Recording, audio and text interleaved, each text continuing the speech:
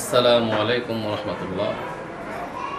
এখন নামাজ ভঙ্গের কারণ বলবে প্রথম শ্রেণীর ছাত্রী মোসাম্মদ আমেনা। আসসালামু আলাইকুম ওয়া রাহমাতুল্লাহি ওয়া বারাকাতুহু।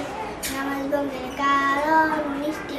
নামাজে অশুদ্ধ করা, নামাজের ভিতরে কথা বলা, মুখে সালাম দেওয়া, সালামের উত্তর দেওয়া, শব্দ করা, বিনা উজরে কাশা, আমলে কাসির করা, বিপদে কি বেদনায় শব্দ করিয়া কাদা, চিন্তার পরিমাণ সতর করিয়া খাতা, ইত্যাদি ব্যতীত অপর ব্যক্তির লোক মানেও সুসংবাদ